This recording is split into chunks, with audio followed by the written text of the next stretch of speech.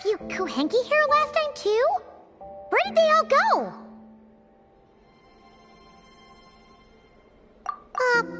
Walkies? For Kuhenki? You're not pets, you know. Oh, well. Looks like we just came at a bad time. Let's try again tomorrow. There's still a few days until Moon Prayer Night, so we're in no rush. Besides, she needs time to rest anyway.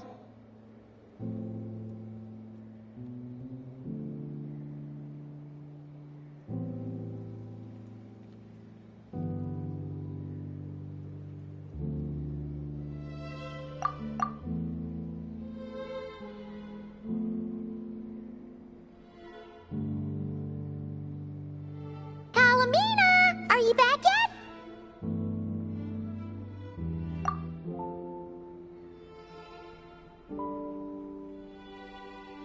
Oh, how strange.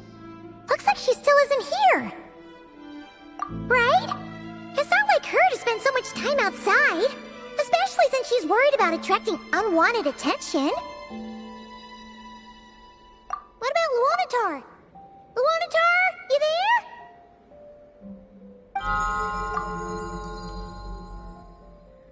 Hey! Do you know where Kalambina went? Sorry, didn't understand. But if you know where she is, could you take us to her? Yeah, that's even stranger. What about him? Oh, that's not good news. They change color when Kalambina gets weaker, right? And they look super pale right now. Good idea. She might know what's happening.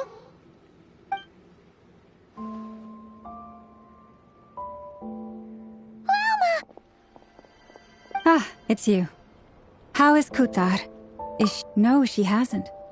I came here to check on her after I noticed the flowers. Based on past precedent, she must be very weak right now. Even getting up to walk would be a struggle. It seems unlikely that she wandered off outside. Not to mention that she doesn't do that at the best of times either. So yeah, this is super weird. No. Very few people are in the know about Kutar's whereabouts. And if anyone suspicious had visited, they'd have left some sort of evidence. Come on, let's go to Nasha Town. If anyone has seen her, someone there will know about it. It's not Kry's information hub after all. Makes sense. Let's go!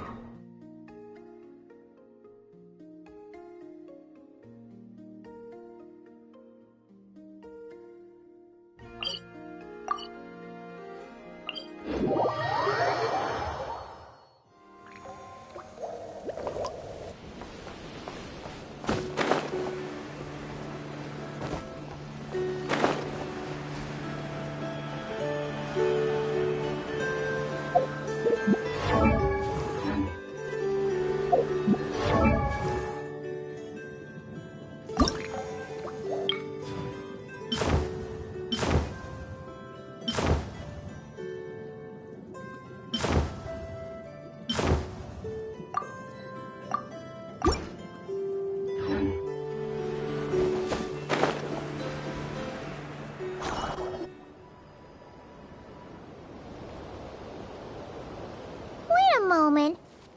Is it just Paimon, or is this stall kind of suspicious? It's never been here before, right? No, I don't recognize it. Alas, your free and easy adventure time is over. Now, prepare to face the final boss of Nod Cry. Whoa! Where'd that voice come from? Not sure. But it's definitely hostile. No, not that way. The final boss is right here. The sniffer mole? That's the final boss? Surely not. Also...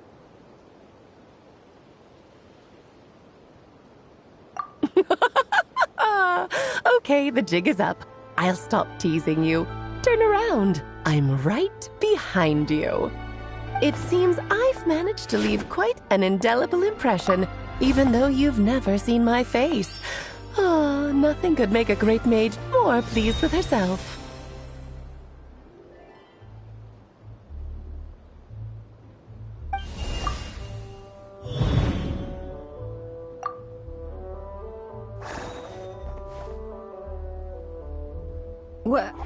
What is going on? I've heard that all the big shots in Teyvat have long, wordy titles that stun people speechless when they make their entrance. Unfortunately, none of them are affiliated with the Hexen Circle, and we ourselves keep a very low profile. The notorious name-dropping doesn't quite work for us. Still, I, for one, think I'm really quite amazing.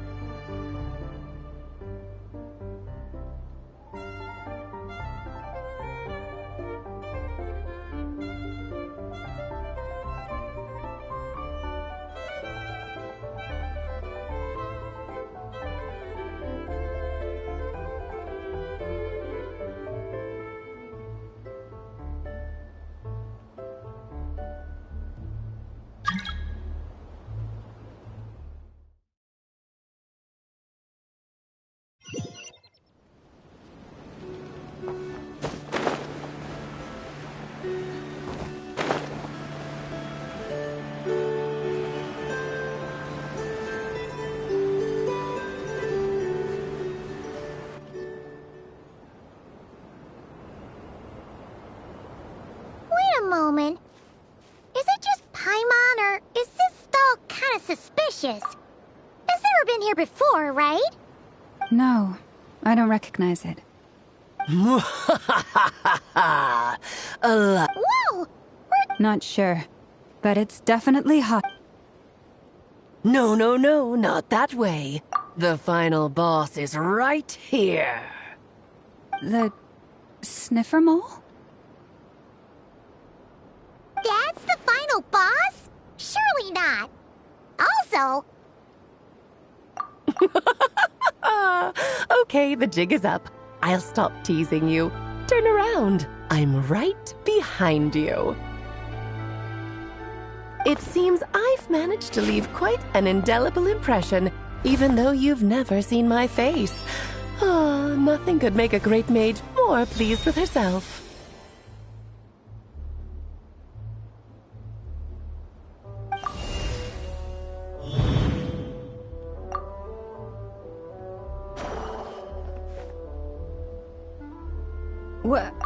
What is going on? I've heard that all the big shots in Teyvat have long, wordy titles that stun people speechless when they make their entrance. Unfortunately, none of them are affiliated with the Hexen Circle, and we ourselves keep a very low profile. The notorious name-dropping doesn't quite work for us. Still, I, for one, think I'm really quite amazing.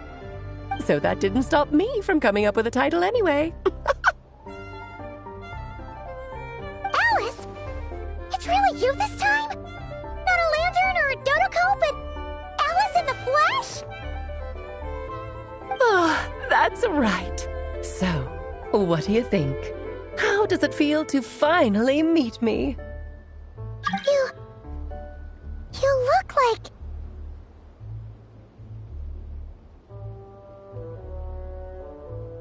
Oh, that's the first thing you thought. A little surprising, but that actually makes me very happy. Because that means that when Klee grows up, she'll be just as stunningly beautiful as her mother. So she's a friend of yours? Kind of. This is actually the first time we've seen her in person. I see. Madam Mage, that was, quite a powerful entrance. I certainly won't be forgetting it anytime soon. It's okay, Lauma, don't force it. Paimon will do the honors. This is Alice from the Hexen Circle. She's a friend of ours. And of Arcus, too. That's right. She's a good person, just kinda... unpredictable. Well, what is the human heart if not unpredictable? If we could not do as we please, how would we differ from machines? I am Lauma, Moon Chanter of the Frost Moon Scions. It is a pleasure to meet you. Oh, I know. Before you got here, I spent a good, 15 minutes getting up to speed on Nodcry's present situation. In other words, I've read the whole in the last episode part, so we can skip the pleasantries. Fair enough. Well, Miss Alice, I can already tell that you have quite a unique personality. You'll get used to it. Paimon sure is. So anyway, what are you doing in Nodcry, Alice? Oh, I thought I told you already. This time, I'm the final boss. And what a formidable foe I shall be. Powerful, confident, decisive, and good luck finding my weak spot. You will never succeed.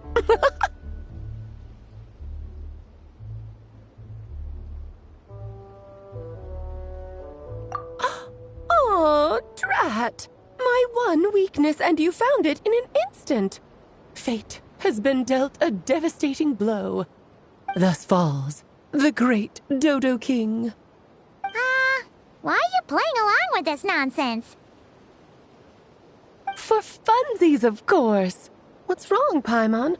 Are you disappointed in me? Am I a gigantic letdown? No, it's just... You seem like a busy lady. And this is the one time you've shown up in person. Paimon figured it would be for something more high stakes than just goofing around. You're quite right. I'm here in Nodcry because something big happened. Something big enough it caught the attention of the Hexen Circle. It concerns the 3 moons, Tevat's borders, and of course, the moon goddess you are currently searching for. Kind of. Why don't we discuss this over a pot of tea? My main reason for coming on this trip to Tevat was, of course, to have some fun. But I do technically have a job to do as well. Namely, maintaining the stability of Tevat's borders. I'll skip over the complicated parts, but to sum it up, abyssal energies are all that lie beyond Tevat's border. We'd find ourselves in a real pickle if they ever made it through. And the phantoms you've been seeing are a sign that the border has been disturbed. No wonder they tend to show up around Moon Prayer Night. Is it because the real moon is now so close to us that its power can cross the border? In part, but only a negligible amount passes through. Just enough to influence the verdant crests and so on. And as you've noticed, there has been an unprecedented number of phantoms appearing this year. The influence of the moon beyond the border cannot explain this. No, there is another far greater factor at play. The trilunar syzygy. A trilunar syzygy. Eons ago, before the heavenly principles came to Tevat, it was the then 3 moon goddesses who controlled the laws of this world. Oh, that's exactly it! The 3 goddesses split these powers amongst themselves, promising never to consolidate them into one singular body. This was meant to keep the world stable. But, fast-forwarding to the present, the eternal moon's marrow is with you, while the iridescent moon's marrow, which should never have appeared in this world, has been retrieved. Add that to the presence of a moon goddess in the flesh and... the power of all 3 moons is gathered here in Nodcry. There hasn't been an event like this since the War of Funerary Flame. And it's having a noticeable effect on Tevat's borders. Because I wish to give my darling daughter a peaceful, sunny environment to grow up in. Is that a good enough reason? Kinda sounds like you're dodging the question, but it does make sense. Well, that's one reason anyway, and the most important one. The others are a little complicated to explain. For instance, cleaning up after dearest Miss R. Albedo could tell you more about that if you're curious, but right now, I have a more important question to ask you. Why are you collecting the moon marrows? I see. Nicole told me about that legend once. Nicole? You mean Mage Anne? Oh, Oh, so you remember. Ah, yes, of course.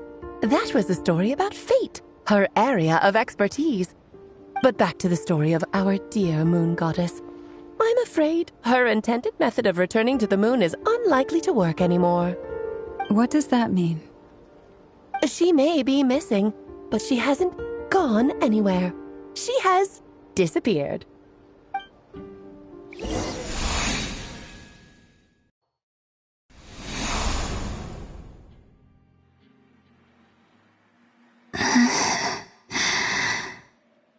My body is so heavy. Wait, no. It's my mind that's heavy.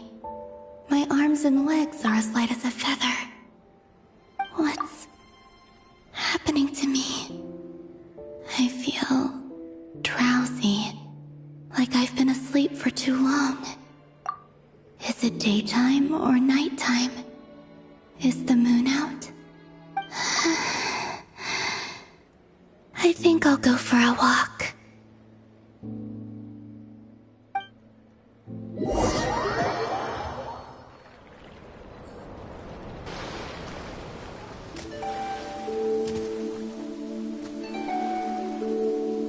Are you out for a walk too?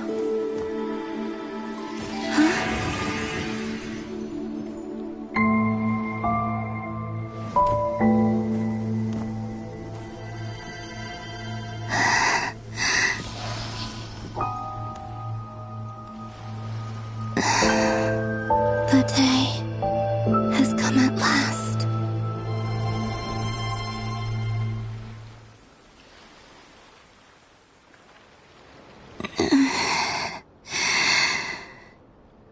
Have I grown so weak that I can't even sustain my physical form? But Moon Prayer Night is nearly here. I was so close to returning home. Death is near.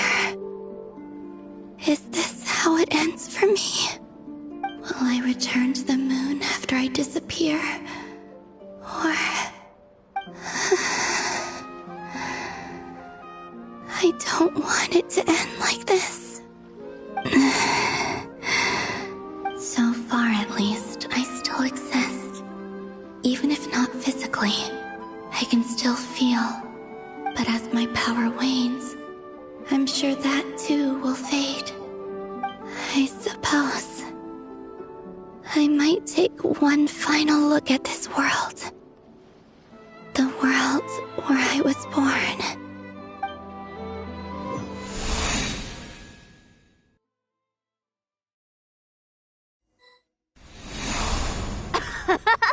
Come on! Come on! Wait for me! The Frost Moon Enclave. How much it has changed since I was born. These decorations, they're so heavy. It's times like this when you kind of wish men could be priestesses and acolytes. How fascinating. I've never had the chance to be privy to people's private lives in this way. In the past, people would get so solemn and serious the moment I showed my face. Like they were frozen stiff. Karina, Lametti, it's time to eat. Coming! I want to watch them a little longer.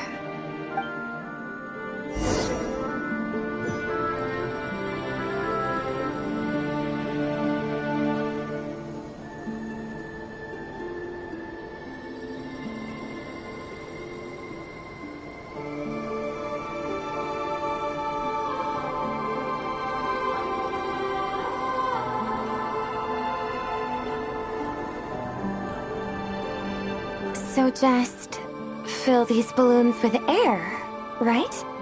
Yep. Try a couple now to test things out. The rest can wait till Moon Prayer Night. Think fast! Rita! teasing an acolyte of the Frost Moon Scions? Surely that's a punishable offense. Take this!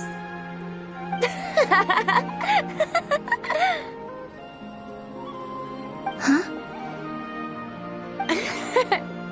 Alright, enough horsing around. Lady Lauma gave us a task. We should get back to it.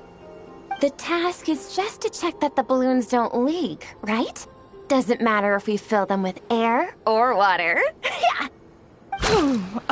Okay, you got me there. And you got me there. But still, we can't use all the balloons before the festival even starts. We won't use all of them. And as long as Lady Lauma's trusted acolyte doesn't snitch, this can stay as a little secret between friends. A couple more can't do any harm, right? Oh, you menace. Then, think fast! Is pumping a balloon full of water really so much fun?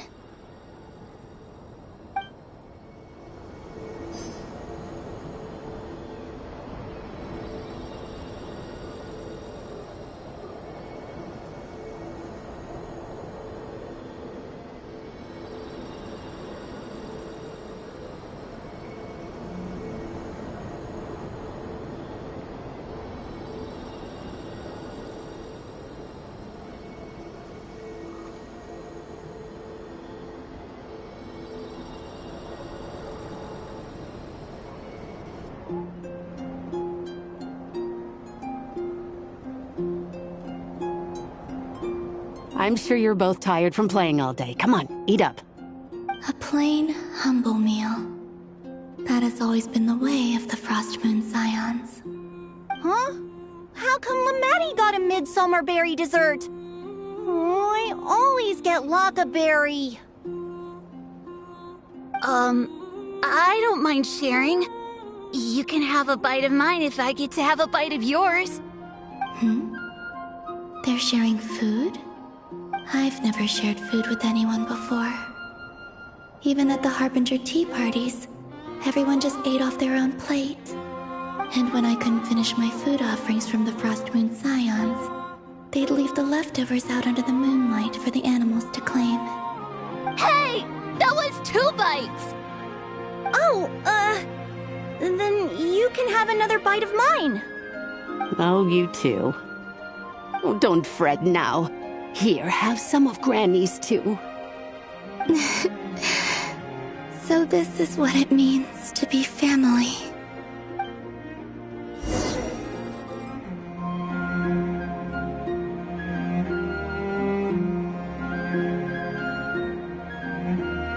I'm seeing so much that I'd never usually get to see.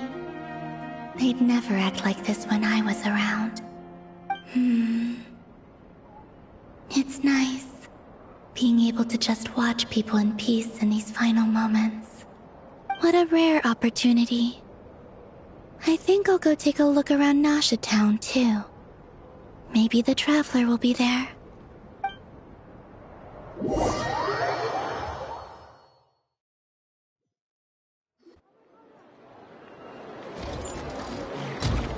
After the War of Funerary Flame, the Moon Goddesses were no longer recognized by Teyvat. They lost the whole foundation for their existence. That's why the Moon Goddess's strength is fading. She cannot withstand the world's rejection of her. To be more pedantic about it, the Moon Goddesses did something to offend the heavenly principles, and that's why they were ousted. Something of a recurring theme in Teyvat's history. Theoretically, speaking so candidly should put me in their crosshairs too, but they can't tell me what to do. I'll say whatever I want. Anywho, the Moon Marrow energies were but a drop in the bucket for her, and that battle against the Ray Hair of Solnari only weakened her further. Fortunately, it happened close enough to Moon Prayer Night when the Kuvaki concentration here is high. That's the only reason she managed to survive this long. What do you mean, fortunately? You said she disappeared. We're too late. Oh, what a headache. I thought this was all common knowledge. I guess I have some more explaining to do. Okay, buckle up. It's time for another lecture.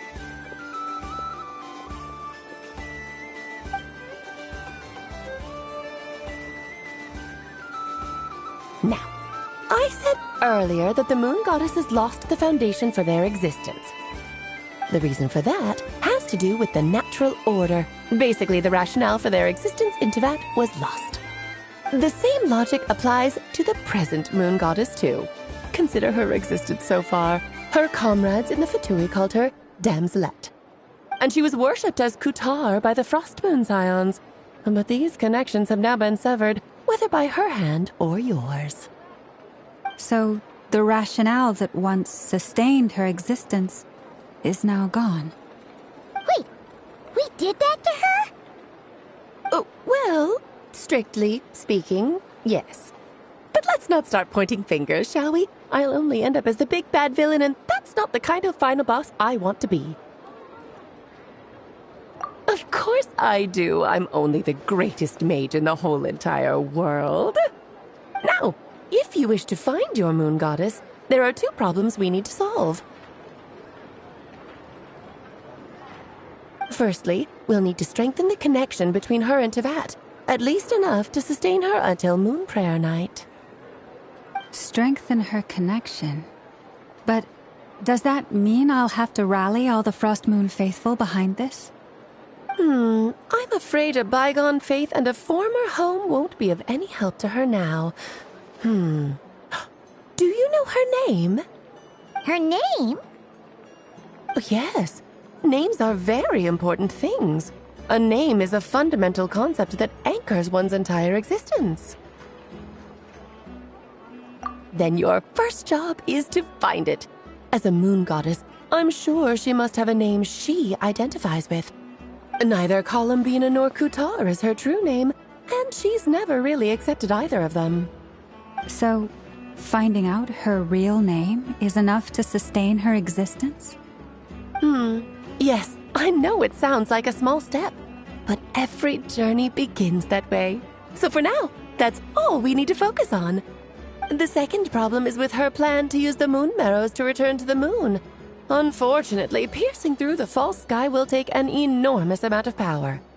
Given her current condition, she won't be able to provide anywhere near enough power, even if she recovers her physical form. But no need to fret. Nicole's the expert in this field, and I'm sure she'll figure something out. Wait, Mage N is going to help us out too? That means we've got 2 Hexencircle mages on the case. This is turning into a pretty big deal. Actually, this is more of a side quest for me. Like you said, I'm a busy lady, so I can't stay for too long. I'll have to return to Teyvat's border soon. That's the upside you get for looking out for my little Klee. Hopefully that will incentivize you to carry on keeping her company in the future. Anyway, jokes aside, you'd better get moving. It will take quite a miracle for the moon goddess's consciousness to hold out till Moon Prayer Night. Oh, I suppose I might as well tell you where Nicole is before I leave. Off you go now. Time to meet your new friend. Oh, yes, and a little suggestion. Don't forget to mind your heads. What? I wonder how Durin's doing. I should really go see him before I head back. You really are super busy. I most certainly am. There's so many children I have to keep tabs on just in Mondstadt. Durin, Albedo, Venti, Varka. Klee didn't make the list, huh? Of course not. Klee is my pride and joy. I have no qualms about her, because she's the best child in the whole wide world. Yeah. Klee's a little angel. I'm glad you agree. Well, all the best. See you when I see you.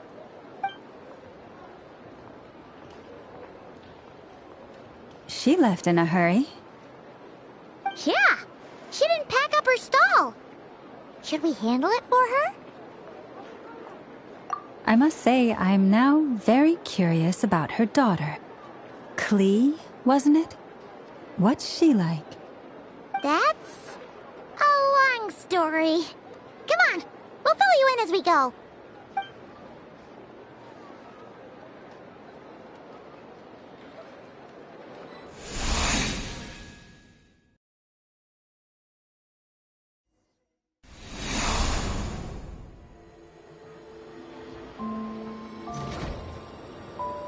What a lively place.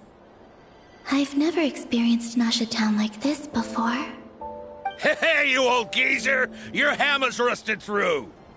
Who are you calling old geezer? Are they quarreling? I'm looking right at him! You've really gone downhill since giving your daughter free rein in the workshop. Can you even swing a hammer anymore? It shouldn't take you days just to fix a single chair! You might as well use that hammer to massage my back for all the good it's doing. Don't run your mouth, or you'll get a back massage that'll put you in bed for the rest of your life. Look, the materials haven't arrived yet, all right? You know how busy it gets in the days before MooN prayer night. I'll bet you send all the materials to your little princess. Blood's always thicker than water, huh? All right, you've made your point, Uncle Koski. As soon as the materials arrive, fixing your chair will be the #1 priority. And Dad, if you've got time to chat, why don't you lend me a hand, See? Lolka knows what the score is. I guess they're friends. But the way they spoke to each other was so ugly. Then again, it wouldn't be the first time I've seen something like this. Columbina! Sing outside my door in the middle of the night one more time, and I'll unscrew your vocal cords. You hear me? Oh, Zandrone. So that was her way of trying to be friends with me. What a pity. I won't get the chance to say any ugly things in reply.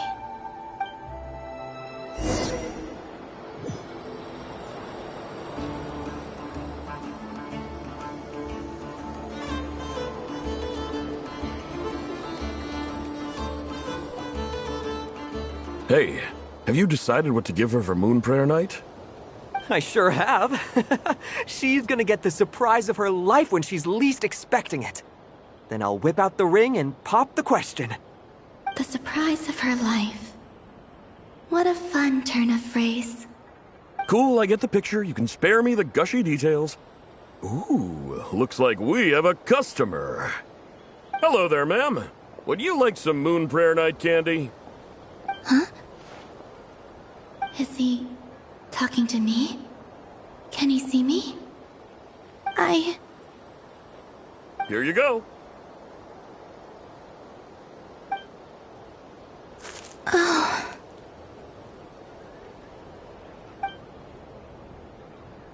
Come back anytime. Right. Now, where were we? I don't know why, but I still held out hope.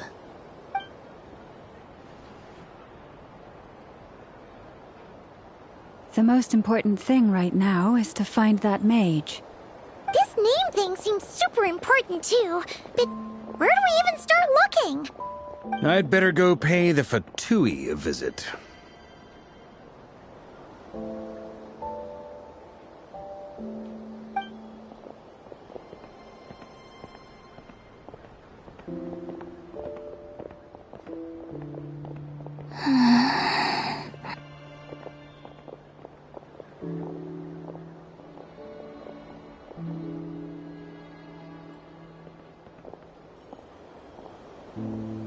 Columbina?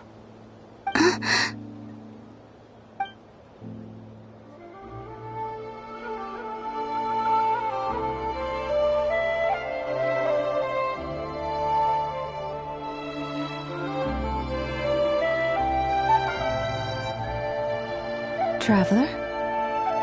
Let's go! This is no time to be spacing out!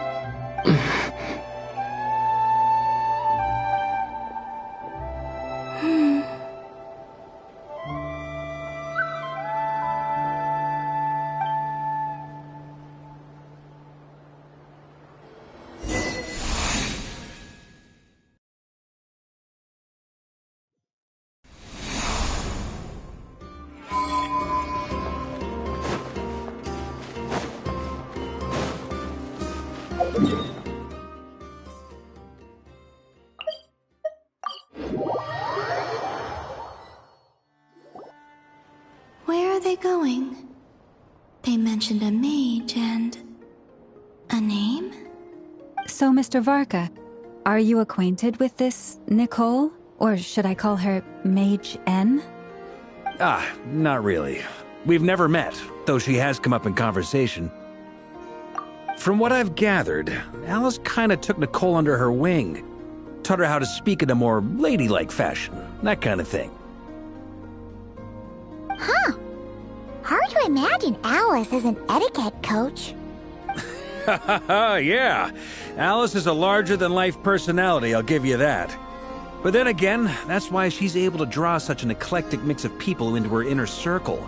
If I remember correctly, being an interesting person is actually one of her main entry requirements.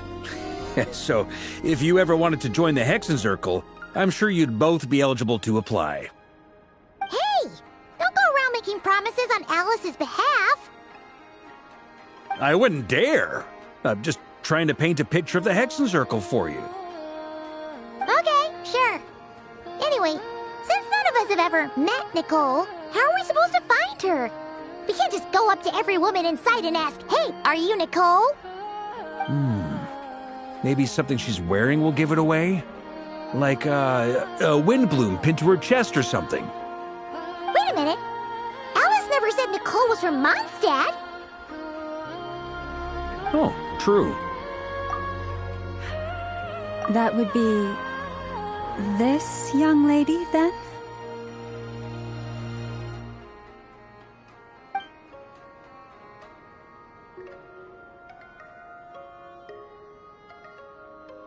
Hey there! Sorry to disturb you, but... are you Miss Nicole? Varka, Knight of Boreas of the Knights of Favonius. Alice might have mentioned me before. Have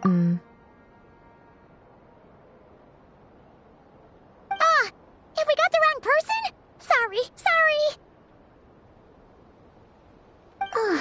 Well, this is awkward.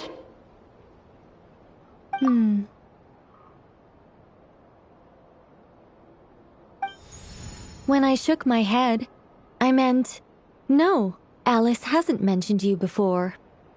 Huh? Where is this voice coming from? My apologies. For certain reasons, I am unable to speak.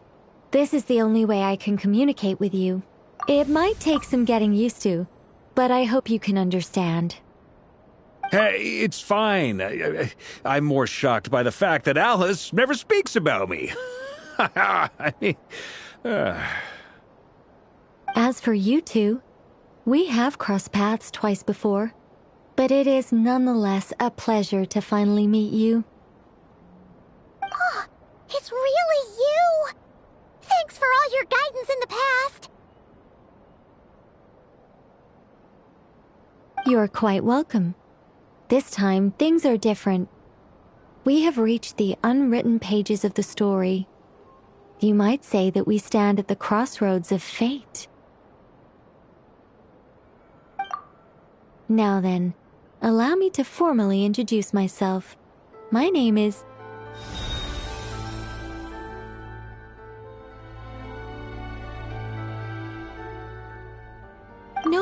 No, stop!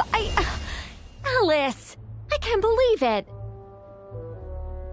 I had a whole speech prepared. I'd agonized over every single word. She always picks the worst moments to ruin other people's plans. I'm so sorry about that.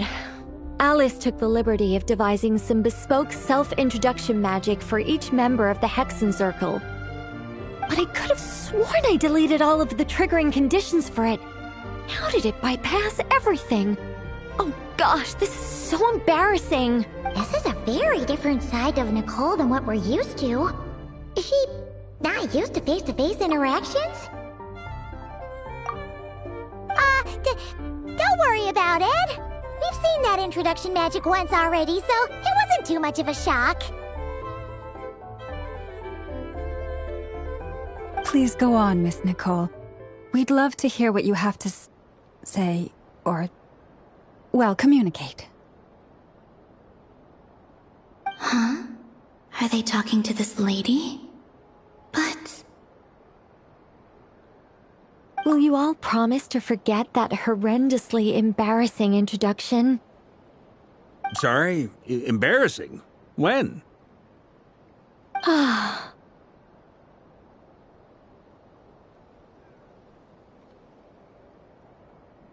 Yes, my name is Nicole, and I am one of a very few angels who have retained both their preferred form and their power.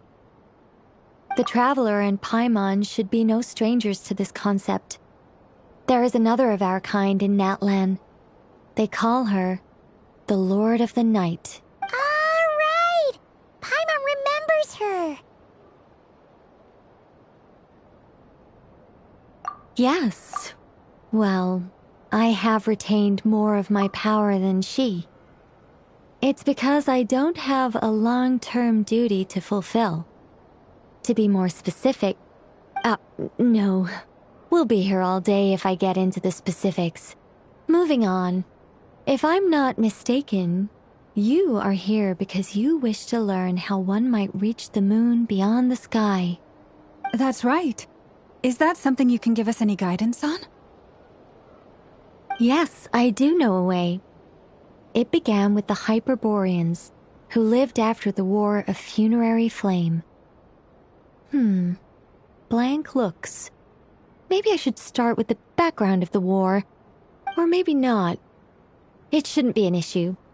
I'll fill in the gaps for you when we have more time. Anyway, after that war ended, the three moons retreated to beyond the false sky. The Hyperboreans were humans I once aided. They accepted the civilization and creations bestowed upon them by the angels. But despite accepting many blessings of the angels, many among them still held on to their faith in the moons. They were reluctant to accept the new order, even after the War of Funerary Flame. They sought to contact the moon goddesses beyond the sky and receive their guidance. But all three had passed away by that point. This mage has a unique method of communicating. Is she talking about the moons? Yes, but they did not know. And so, still they prayed for the moon goddess's mercy.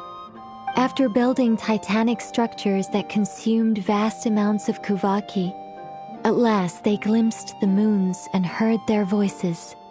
But of course, they were gravely disappointed.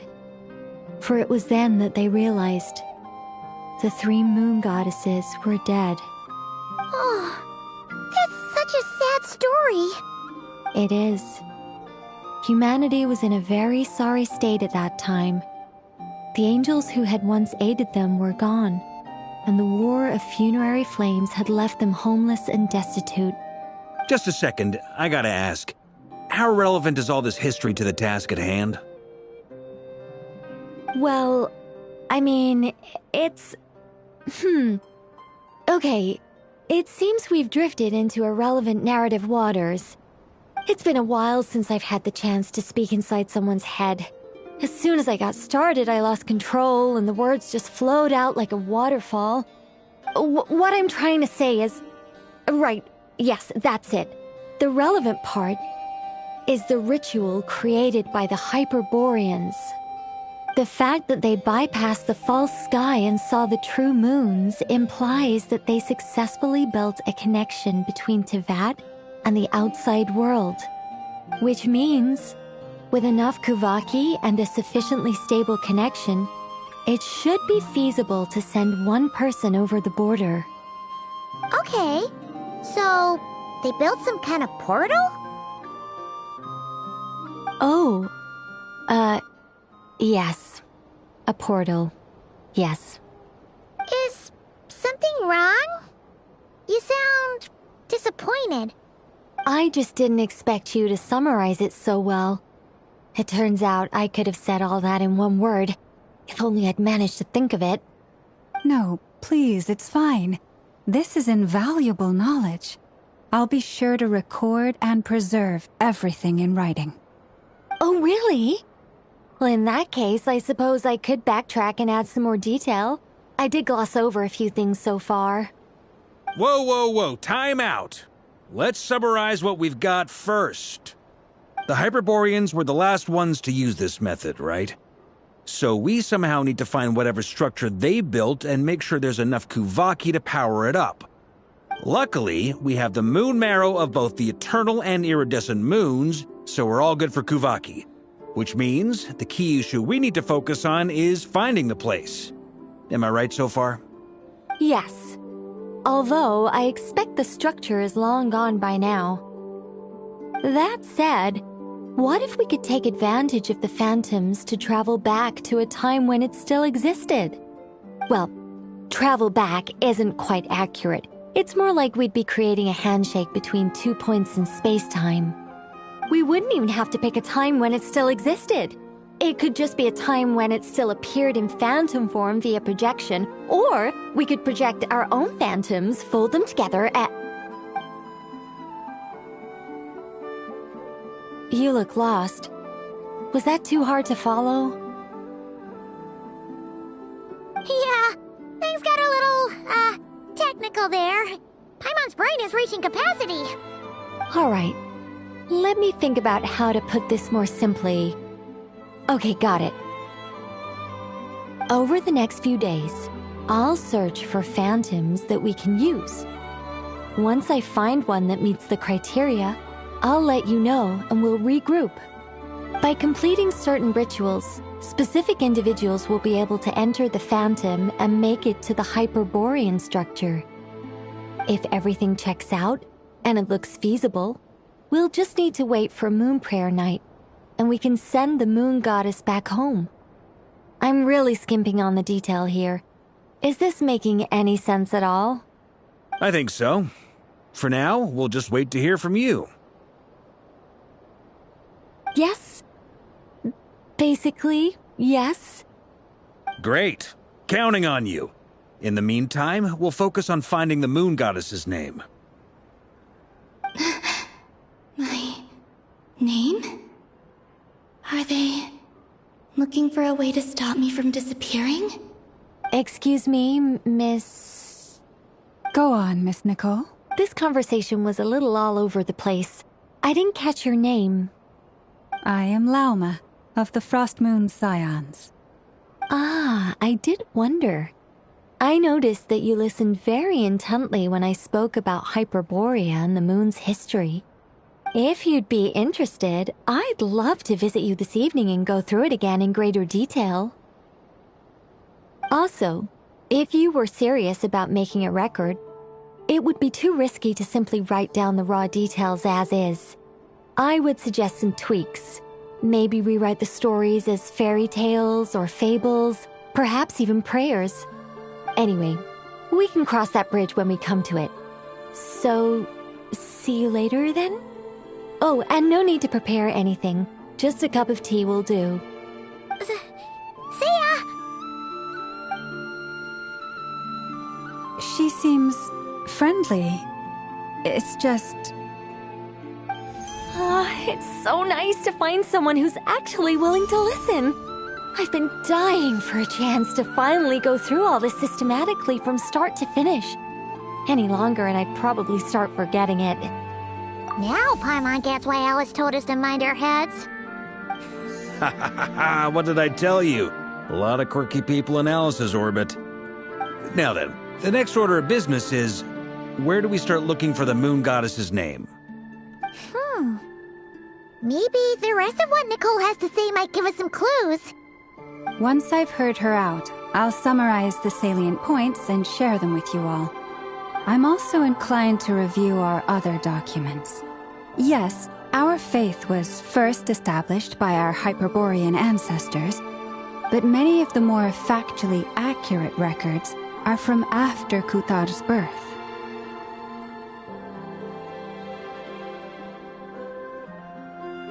Sounds like we're gonna follow Columbina's journey through Teyvat, huh? In that case, we'll start by heading to the Frost Moon Enclave. Sounds like a plan. Take this with you. I'll see about getting in touch with the Fatui. It'll probably just be Arlecchino and Sandroni again. They're the only ones who would want to help.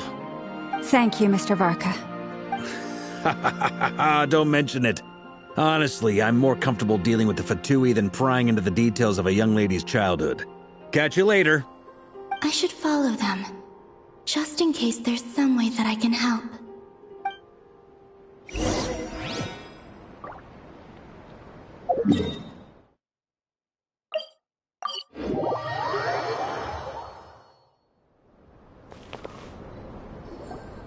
A while ago, I took the time to organize all documents in our possession that pertain to Kutar. What you see here is the material I consider reliable. You're saying there's unreliable material too? Yes. Most of the information we have was transmitted through an oral tradition. Inevitably, some of her stories were mythologized and deified over the years through countless retellings. That's why I organized them into reliable and unreliable. There's no sense seeking answers in history unless we can ensure the veracity of the historical record. Makes sense. All right, let's take a look through.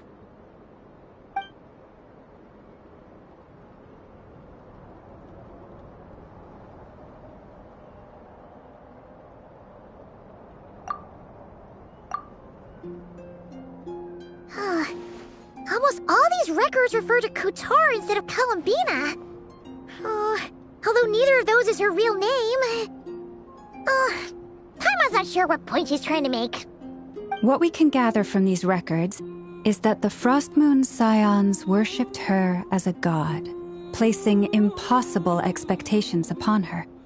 I cannot fault them for their earnest faith, but for all their devotion, worshipping her day in, day out changed nothing. I imagine that none of it resonated with Columbina. It wouldn't surprise me if, even back then, she had already begun to reject the name Kutar and everything it represented. Lauma speaks the truth. When I heard them call upon Kutar with hope and expectation in their voices, they may as well have been calling upon somebody else.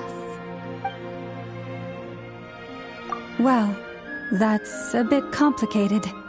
I looked at the level of detail, perceived authenticity, prose style, and how realistic their portrayal of Kutar seemed to be. Amongst the Frost Moon Scions of today, only I know of her existence, and I alone have spoken to her face to face. As such, I know that there are certain things she simply would never do. That being said, I have sensed some changes in her lately. Changes? Me? Seems like this is getting us nowhere. For what it's worth, why don't we check the unreliable sources too? Sure. Give me a moment.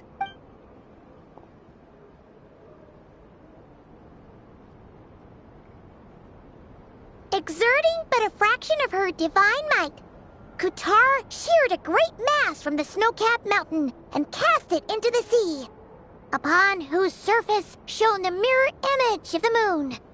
Thus was formed the island of Hisi. Yeah, right. That doesn't even begin to pass the sniff test. The 3 moons are naught but lies through and through. Only one moon has ever shone for us, and Kutar is her name.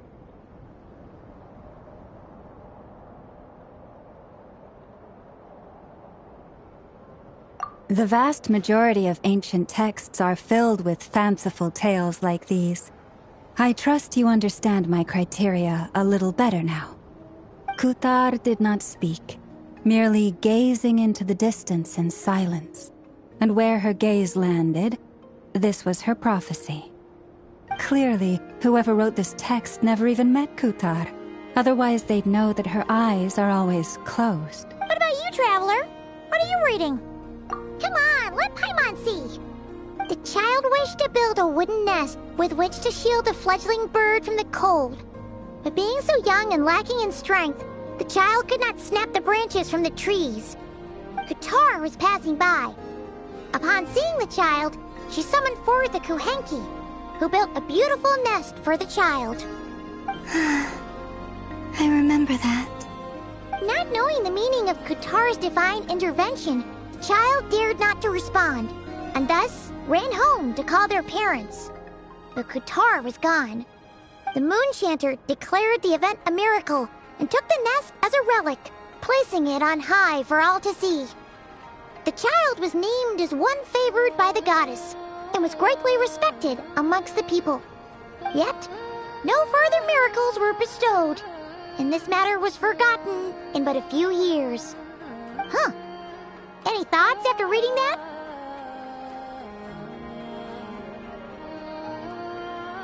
Yeah. Palomina probably just wanted to join the kid in making nests. Ah. I'd originally considered this a fabrication, because Kutar did not perform any similar actions in subsequent records. But now that I think about it, it does seem like something Columbina would do. It's just that... She didn't know how other people would interpret her actions. She was probably worried about making things difficult for people. So, she gradually stopped joining in. Yes. Oh, that's so sad.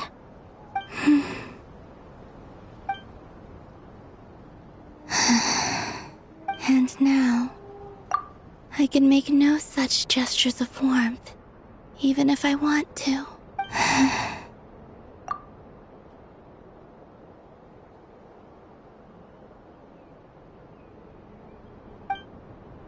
Still no name. That's a bit of a shame.